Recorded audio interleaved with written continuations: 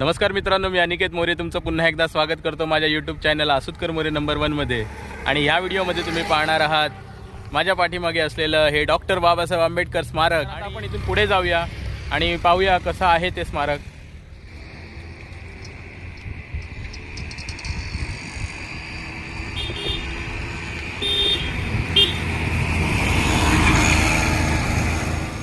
स्मारकामध्ये प्रवेश करताना सुरुवातीलाच आपल्याला बरीचशी इथे माहिती दिलेली आहे आणि ते तुम्ही माझ्या पाठीमागे पाहताय की इथे असा बोर्ड पण लावला आहे, डॉक्टर बाबासाहेब आंबेडकर स्मारक, सोनवली बदलापूर। आणि इथे थोडेसे इन्स्ट्रक्शन दिलेले आहेत, ते आपल्याला नक्कीच फॉलो करायचे आहेत। त्यांची प्रतिकृती बनवलेली आहे, त्या प्रतिकृतीला हात लावू नये किंवा त्याला काही त्रास देऊ नये। लहान मुलांना विशेषतः आपण काय करतो की येतो, फोटो काढतो, लहान मुलांना तिथे बसवतो, बाजूला उभे राहून फोटो काढण्यास काही हरकत नाही, पण त्या प्रतिकृतींवरती बसवून लहान मुलांना बसवलं आणि मग फोटो काढणं हे सगळं चुकीचं आहे। कारण काय, त्याच्यामुळे ते प्रतिकृती खराब होतील आणि त्याचा मेंटेनन्सची जबाबदारी ही पुन्हा या गावकऱ्यांवरती किंवा हे जे स्मारक ज्यांनी उभा केलेलं आहे त्यांच्यावरतीच येणार। तर प्राण्यांची प्रतिकृतीला स्पर्श करू नये, लहान मुलांना बसवू नये, झाडे फुले गवत तोडू नये, कारण हे नासधूस या कोणत्याही प्रकारे केली जाऊ नये हे त्यांनी इन्स्ट्रक्शन इथं दिलेलं आहे। स्मारकातील विहारात देखील शांतता पाळायची आहे, तिकडे विनाकारण असं मोठ्याने ओरडणं वगैरे असं काही करू नये। शिवाय आता हे पवित्र ठिकाण असल्यामुळे पादत्राणे म्हणजे जे काही चपला आहेत त्या आपण विहाराच्या बाहेरच काढायला पाहिजेत। तर अशा प्रकारचं हे सुरुवातीला आपल्याला इन्स्ट्रक्शन इथे लावलेलं दिसतंय आणि त्या इन्स्ट्रक्शनचं आणि त्या सगळ्या अटींचं आपल्याला पालन करणं हे खूप गरजेचं आहे। आणि मलाच नाही तर इतर सगळे कोणीही भेट द्यायला येत असाल तर त्यांनी सगळ्यांनी इथे येऊन नक्कीच भेट द्या, पण ह्या सगळ्या लावलेल्या नियमावलींचं पालन देखील तुम्ही करा, हे अशी विनंती आहे। तर मी आता इथून आतमध्ये जातोय आणि पुढे जाऊन बघूया कसं आहे ते स्मारक। तर स्मारकामध्ये आतमध्ये आल्यानंतरला ही सुरुवातीलाच प्रथम म्हणजे आपण हे जी पाठीमागे लावलेलं आहे हा स्तंभ आहे, सम्राट अशोकाच्या काळातला स्तंभ आहे, त्याची प्रतिकृती इथे बनवून ठेवलेली आहे आणि हे सर्वात आकर्षणाचा एक भाग होतं। शिवाय आपल्याला समोरच गेल्यानंतरला एक विहार आहे, तर त्या विहाराकडे आता मी जात आहे आणि हा संपूर्ण आजूबाजूचा परिसर हा खूप सुंदर परिसर आहे। बाकीचं सगळं कन्स्ट्रक्शन इथे ऑलमोस्ट झालेलं आहे। त्यानंतरला इथे तुम्ही प्राण्यांच्या प्रतिकृती ज्या म्हणत होते त्या पद्धतीच्या प्रतिकृती पाठीमागे दिसत आहेत आपल्याला। हत्ती आहे, इथे सिंह आहे, तर ते ह्या सगळ्या गोष्टी इथे आपल्याला दिसून येत आहेत आणि खूप प्रशस्त असं जवळजवळ 4.5 एकरमधले हे एरिया असावा आणि त्याच्यामध्ये हे तयार केलेलं हे स्मारक आहे। तर त्या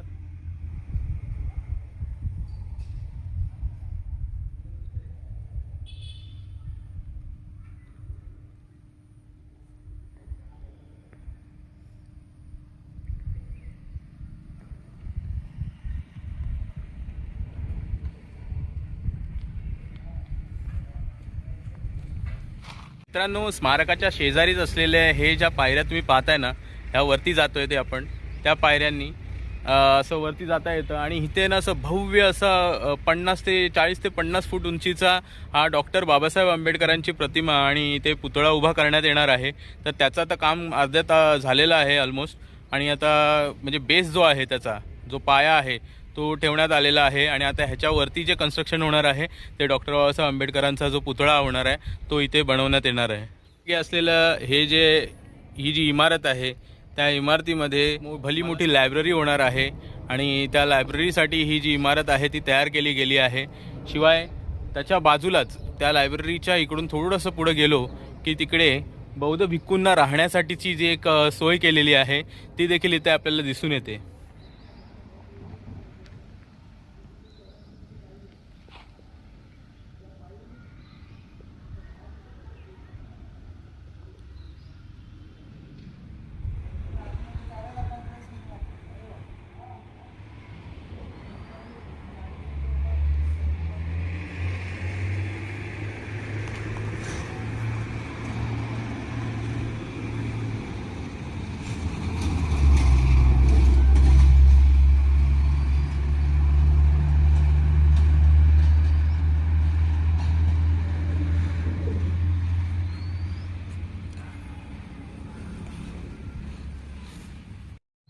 मित्रांनो, हे सुंदर स्मारकाचं एक इतिहास देखील आहे। 3 मे 1927 रोजी ह्या बदलापूर गावातील पांडुरंग भास्कर पाले शास्त्री हे जे शास्त्री होते यांनी 3 मे 1927 रोजी त्यांना एक शिवजयंतीचा कार्यक्रम करायचा होता आणि त्या कार्यक्रमासाठी त्यांना आमंत्रित करायचं होतं डॉक्टर बाबासाहेब आंबेडकरांना.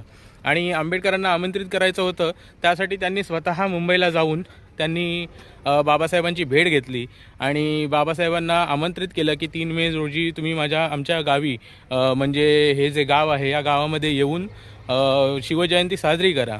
तर म्हणजे बदलापूरच्या या गावामध्ये डॉक्टर बाबासाहेब आंबेडकरांनी स्वतः येऊन शिवजयंती साजरी केली आणि हे एक राष्ट्रीय एकात्मतेचं प्रतीक म्हणून ठरलं होतं त्यावेळेस. आणि त्याची जाणीव ह्या नवीन पिढीला व्हावी आणि ह्या नवीन पिढीमध्ये जी येणारी पिढी आहे त्यांना ह्या जातीय सलोख्याची आणि राष्ट्रीय एकात्मतेची भावना निर्माण व्हावी त्याचं प्रतीक म्हणून आणि हे स्मारक त्यांनी उभारलेलं आहे.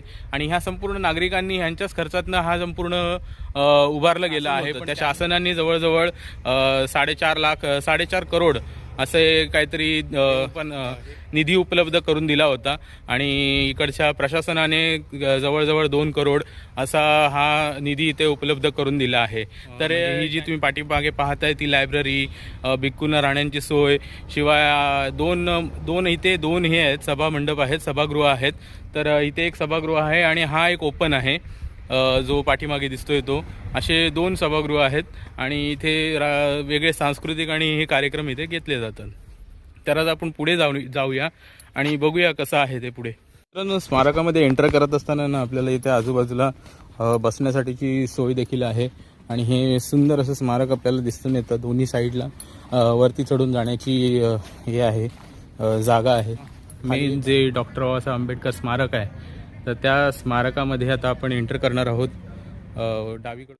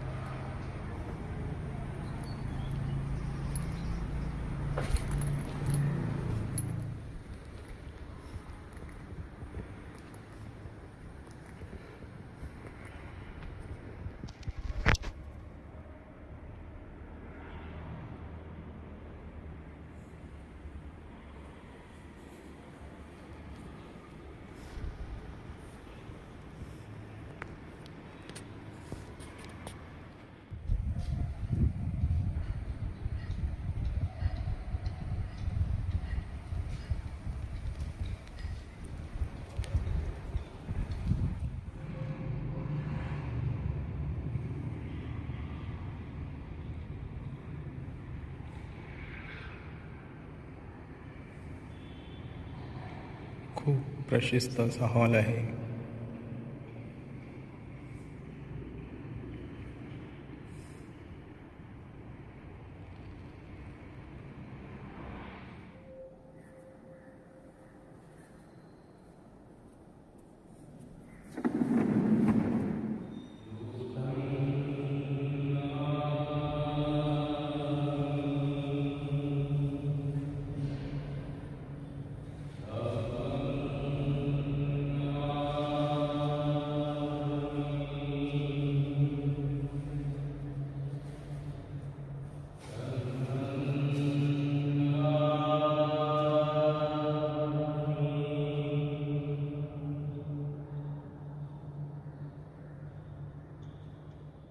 मित्रांनो, स्मारकामध्ये अगदी पिन ड्रॉप सायलेन्स आहे आणि जो एको येतोय आवाजाचा, तर त्या आवाजाच्या एकोमुळे काय होतं आहे की एक ध्यानसाधना करण्यासाठीची आणि जी आपल्याला कॉन्सन्ट्रेशन जे करता येतं तर ते महत्त्वाचं आहे.